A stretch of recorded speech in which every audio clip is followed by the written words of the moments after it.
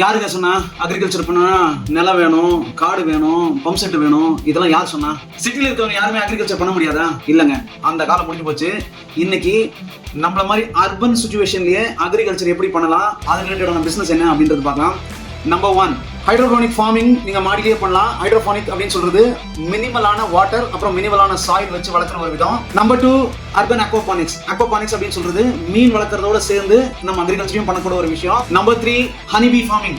இப்பெல்லாம் honeybee farming பண்றதுக்கு பெரிய ஃபார்ம் எல்லாம் தேவையில்லைங்க. சின்ன சின்ன பாக்ஸஸ்லயே ஹனிபி ஃபார்மிங் பண்றாங்க. அதையும் முயற்சி பண்ணி பாருங்க.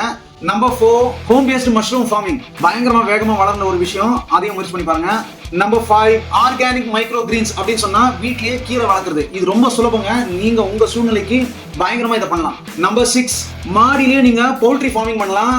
சின்ன சின்னதா குயில் ஃபார்மிங்ல இருந்துட்டு சின்ன சின்ன பண்ணைகளை நீங்க மாடியிலேயே பண்ண முடியும். நம்பர் 7, ஆர்கானிக் ஹெர்ப் கார்டனிங் பண்ணி பாருங்க.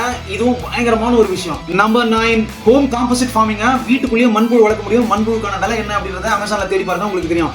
நம்பர் 9, ஒரு 10க்கு 10 ரூம் இருந்தா போதுங்க. நீங்க வந்து இன்டோர் வெர்டிகல் கார்டனிங் பண்ண முடியும், வெர்டிகல் ஃபார்மிங் பண்ண முடியும். நம்பர் 10, இதை எதையுமே வளர்க்க முடியலனா ஆர்கானிக் ஃப்ரூட்ஸ் அண்ட் வெஜிடபிள்ஸை வாங்கி பாக்ஸ் பண்ணி சப்ஸ்கிரிப்ஷன் பேஸ் பிசினஸ்ல செல் பண்ணி பாருங்க.